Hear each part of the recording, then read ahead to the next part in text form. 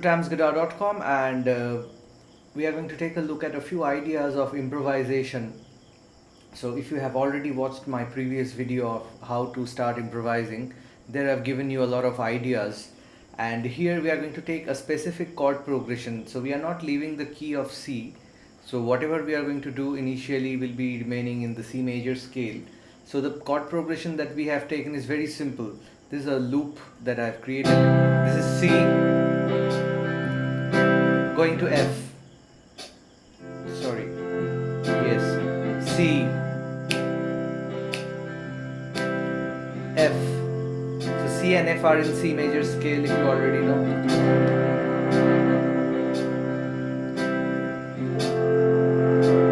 Alright. So here we are going to use only this shape.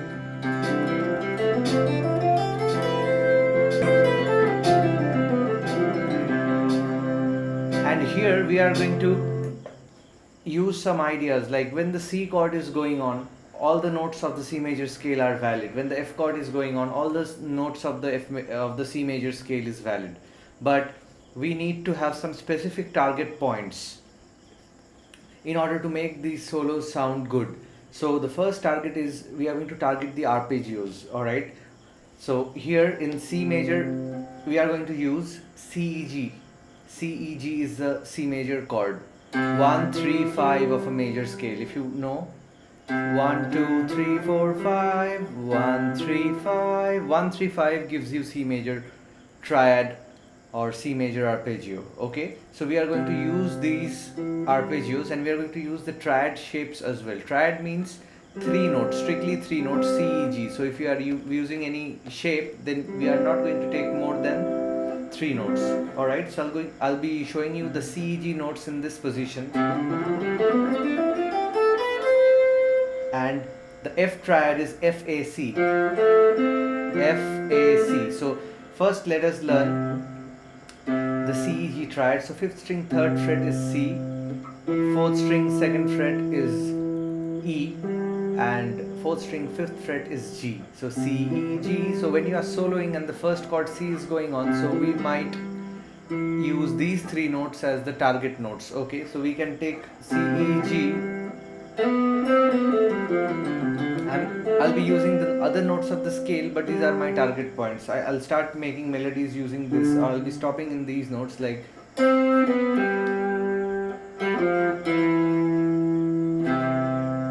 E, G. Alright, so this is C, E, G, and just below the 5th fret on, so it's the 3rd string 5th fret basically. 3, 5 is your C note. So this is root. I'll change the tone. So this is a root note. So you need to know your C notes.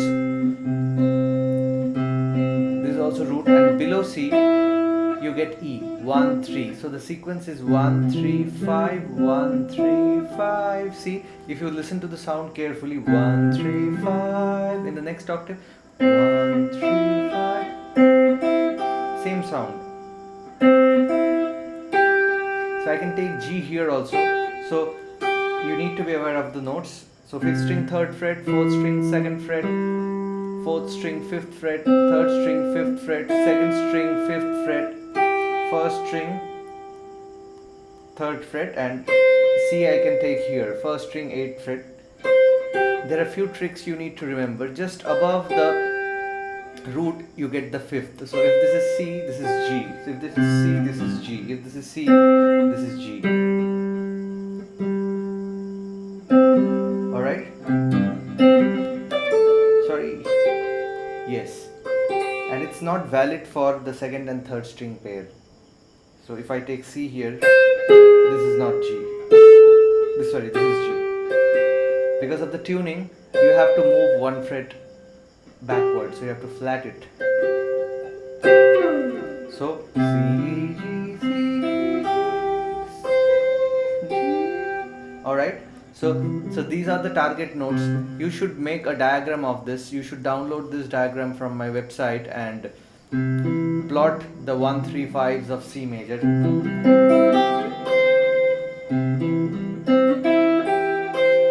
Alright. and then you have to visualize the scale. So you think that this is the skeleton over which the scale is formed. So these are the notes. If with the 1, 3, 5 I add a 2, 4, 6 and 7, I get a major scale. Think in terms of this. Then it's whole lot easy to remember. So after 1 you got 2. After 3 you got 4. After 5 you got 6. Before 1 you got 7. So these are my target notes.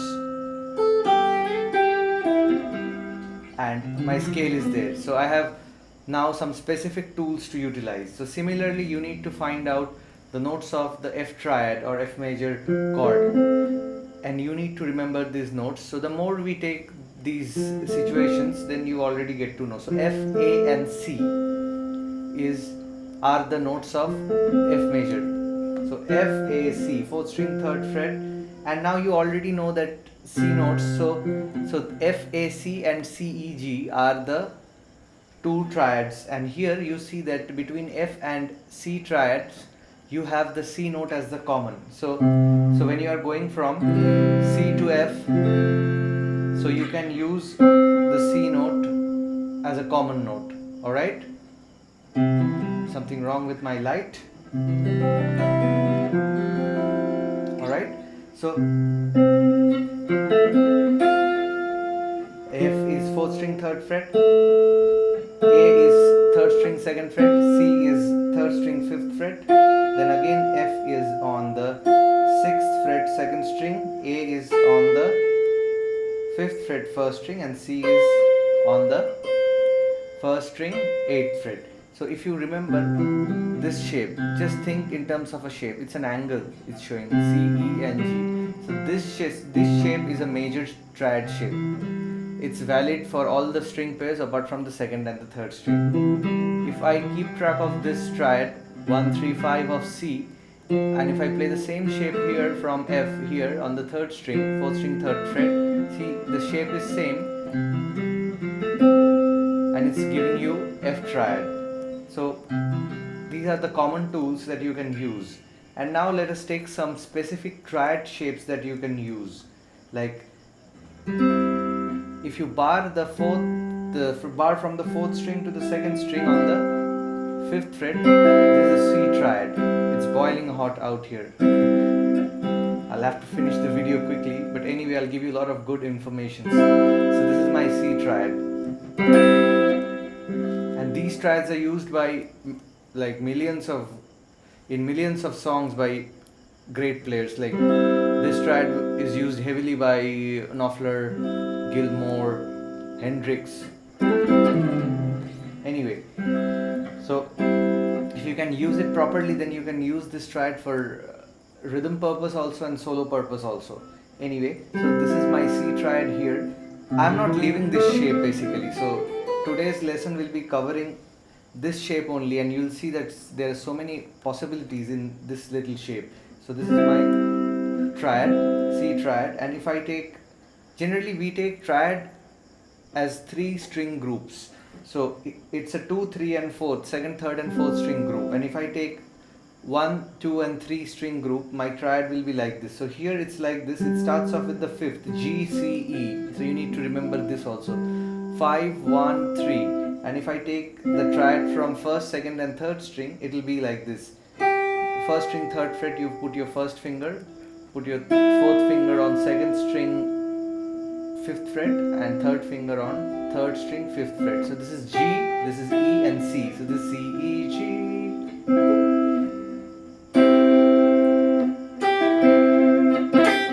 So you can use something of this sort, these sweeps, you know. When you have a shape, you can use these sweeps. So if you can remember.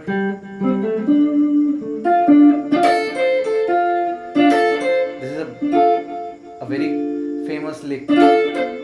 So this lick is actually a minor triad. Anyway, so you can use it in your own way here if you are using a major triad. So 2 shapes. Alright, for the time being.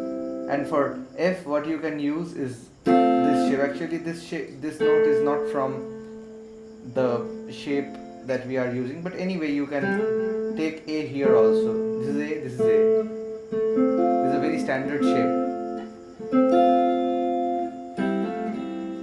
you can do a lot of stuffs like, so I'll show you the second finger, second string, third fret, first finger, third string, fifth fret, and third finger, fourth string, seventh fret. This is your F triad. So if you decode it, this is the third, this is the fifth, this is the root F, and this is your A, and this is your C.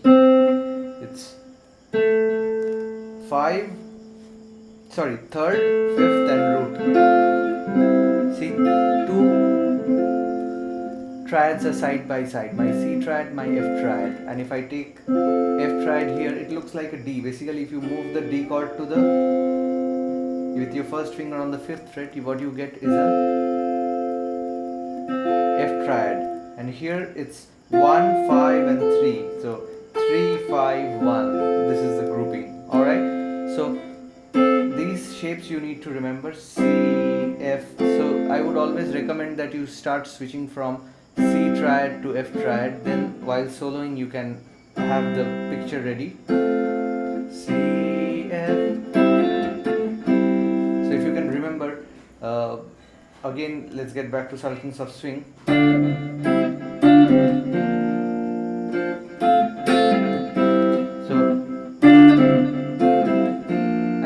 I think he played like this in D minor. So D minor to C triad he was going to do.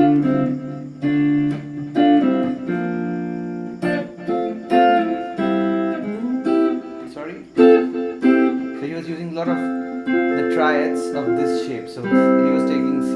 Since you are getting to know all this, so whenever you see someone playing shapes like this, you'll get to know that that person is using a major or minor triad. Anyway, so two triad shapes are like this. So if you know this triad shape, it's actually very easy to navigate. So if you move this shape up a whole step, your second finger gives you the root. So this is your G triad. So this is F triad, and this is G triad, and this is C triad, and this is D triad. So these are all movable, you know. So it'll help you in future. Anyway, let's come back to the backing track and let's see whether we can use some ideas from this. Your solos will be very specific, you know. So when C is going on, I will target just for the sake of understanding initially, then we have to think later on in terms of melody. That's the way music should be made, not with theory but with feel. But you need to know the sounds with the help of the theory. So you will actually get to know the sounds with the help of the theory. So theory is equally important. So theory first, then comes the feel. Alright, so this is my C, F. Now I'll start with G.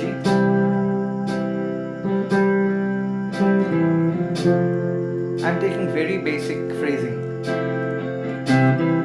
1, 3, 5, I'm starting from here, then 3. For F, I'm not taking too many notes. We'll start with only the root note. Alright? Now I'll be starting to add more notes.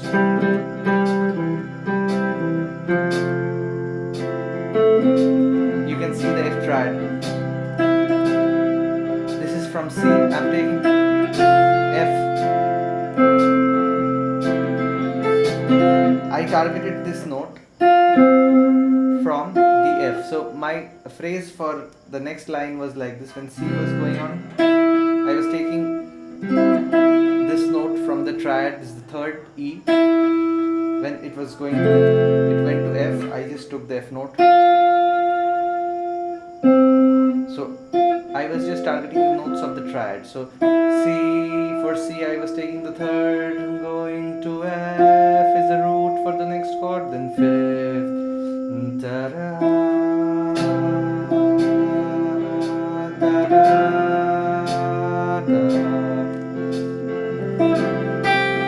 Now I'm targeting this shape.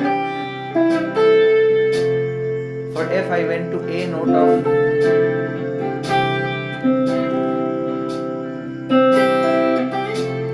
So I can add expressions like slides.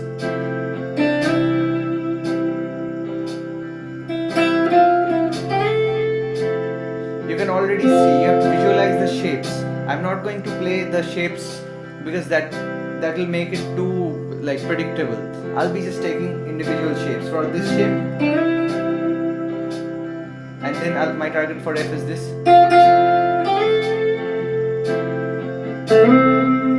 I'm taking this C note. I can stay here because this is common between F and C. See, it's blending only one note.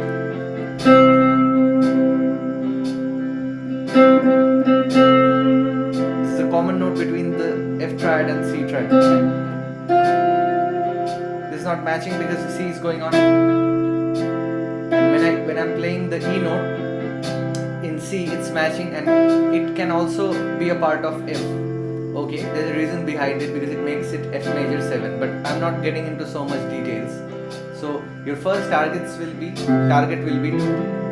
to nail the notes. And now let's think something melodically. Okay, keeping these target notes intact, I need to use the notes of the scale as well. Alright?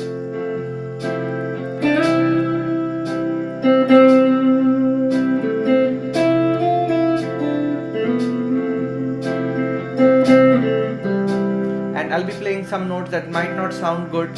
So the more you play, you'll understand, your fingers will remember which notes are not sounding good. So that is also very important, to play the wrong notes.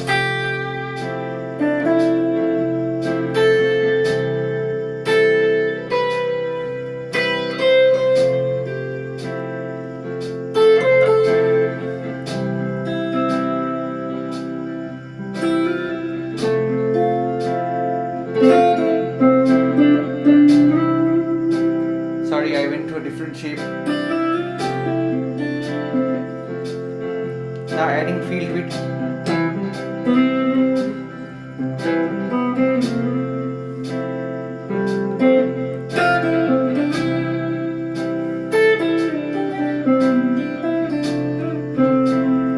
See, I came back to the C note.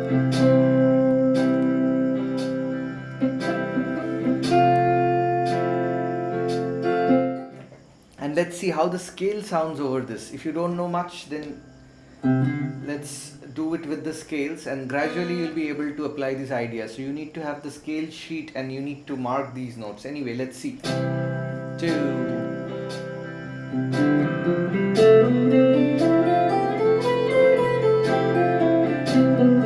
What about some sequencing patterns?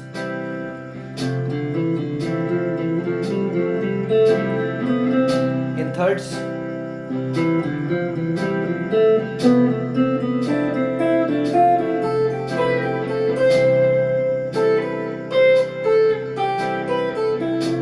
So I can use small fragments of the sequencing patterns inside this scale pattern, keeping the arpeggios intact. So lots of ideas. Don't try to play all the ideas at one time. Take it in chunks. So now let's think of some sequencing patterns along with the arpeggio notes and the scale notes. Alright? Now F is coming.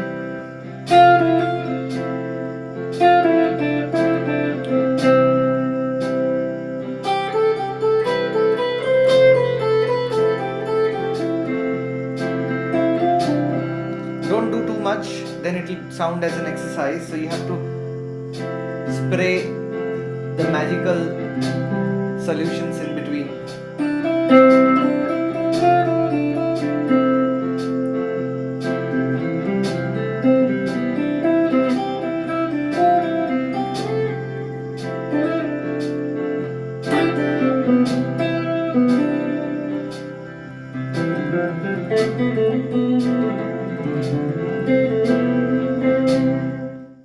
Alright then, so there are so many ideas that you can follow. So make sure you take your time and learn the notes. You need to remember the notes F, S, E and C, G. Where are these notes found? And in some future lesson, I'll be covering this position. So you need to master the fretboard. Alright? I'll see you next time. Bye-bye. Thanks for watching, and do like us in Facebook and Twitter where there are pages in the name of Tams Guitar, and also mail me at info@tamsguitar.com if you have any queries. And if you like these videos, please subscribe to my channel, share it with your friends who are in need. See you next time. Bye bye.